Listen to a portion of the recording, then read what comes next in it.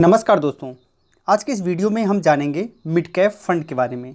हम आपको बताएंगे कि मिड कैप फंड क्या होते हैं, इनके क्या फ़ायदे हैं, इनके क्या नुकसान हैं एंड आपको लास्ट में टॉप 5 मिड कैप फंड के बारे में भी बताएंगे जिनमें आप चाहें तो इन्वेस्ट कर सकते हैं। तो ये गाइस आप देख रहे हैं अशोक सिंह ओपिनियन एंड मैं हूँ अशोक सिंह। चलिए इस वीडियो को शुरू करते हैं।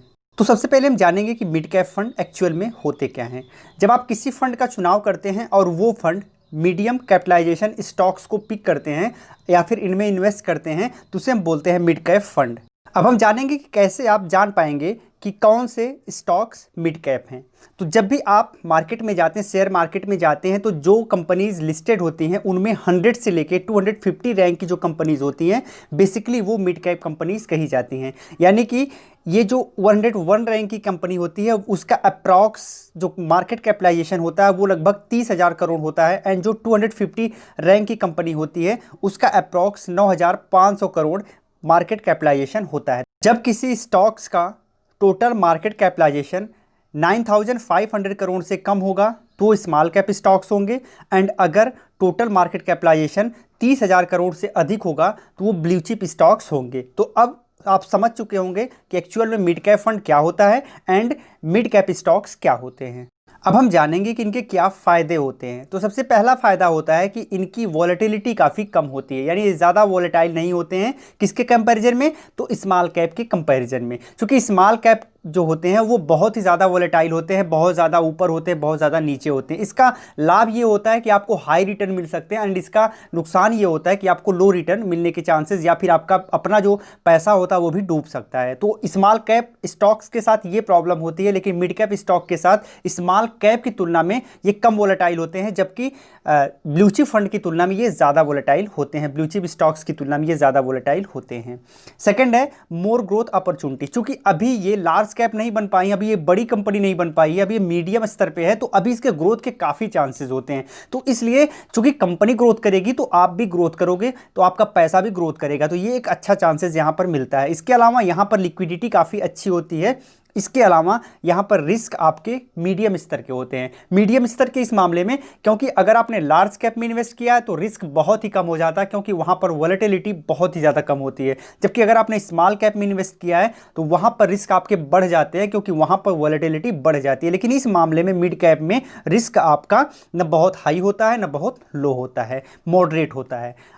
जो लास्ट पॉइंट है वह है रिटर्न से संबंधित। तो रिटर्न यहाँ पर आपको एक स्टेबल रिटर्न मिल पाती है। बहुत हाई रिटर्न मिलने के भी चांसेस यहाँ पर होते हैं, लेकिन उस लेवल पर नहीं होते जिस लेवल पर स्मॉल कैप स्टॉक्स में होते हैं। लेकिन लार्ज कैप स्टॉक से अधिक रिटर्न आपको यहाँ पर मिल पाते हैं।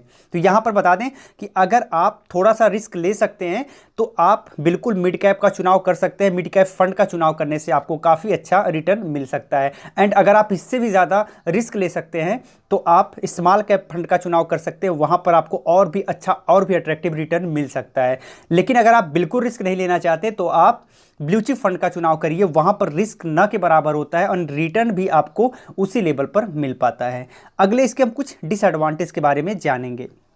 अब यहाँ पर सबसे पहला डिसएडवांटेज है वो है लो रिटर्न का, जो कि मैंने पहले डिस्कस कर दिया है कि स्मॉल कैप की तुलना में यहाँ पर लो रिटर्न का सिलसिला जारी रहता है, क्योंकि स्मॉल कैप में रिस्क बहुत ज़्यादा होता है, वॉलेटिलिटी बहुत ज़्यादा होती है, जबकि यहाँ पर वॉलेटिलिटी कम होती है, रिस्क कम होता है, इसलिए थोड़ा सा रिटर्न स्मॉल कैप की तुलना में कम होता है।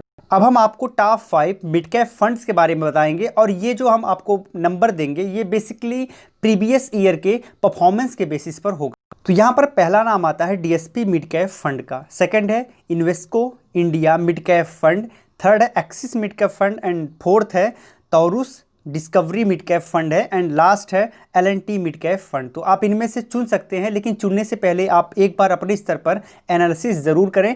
हमने पर्याप्त वीडियोस दी हैं जिन वीडियो की मदद से आप इन्हें चुनना सीख सकते हैं। साथ ही साथ यहाँ पर मैं बताना चाहूँगा कि ब्लू चिप फंड पर हमने एक स्पेशल वीडियो दी थी, तो उसके बारे में एंड उसके लाभ एंड हानि के बारे में आप उस वीडियो को देखकर जान सकते हैं। वो वीडियो आपको आई बटन पर मिल जाएगी या फिर इसी वीडियो के कमेंट बॉक्स में जाएंगे, सबसे पहला कमेंट पिन कमेंट होगा, वहाँ पर भी वो वीडियो मैं दे दूंगा, तो उस वीडियो को आप देख सकते हैं। जो हमारी अगली वीडियो होगी वो होगी मल्टी कैप फंड के बारे में, तो चलिए उसके बारे में बात करेंगे अगली वीडियो में। तब तक के लिए इस वीडियो को ज़्यादा से ज़्यादा शेयर करिएगा। अगर आपने अब तक में सब्सक्राइब नहीं किया, सब्सक्राइब करके घंटी पर प्रेस करके ऑल नोटिफिकेशन ऑन कर लीजिएगा। इससे फ्यूचर में हमारे वीडियोज़ के नोटिफिकेशन आपको सबसे पहले मिल पाएंगे। फिर मिलते हैं एक नई वीडियो में। जय हिंद।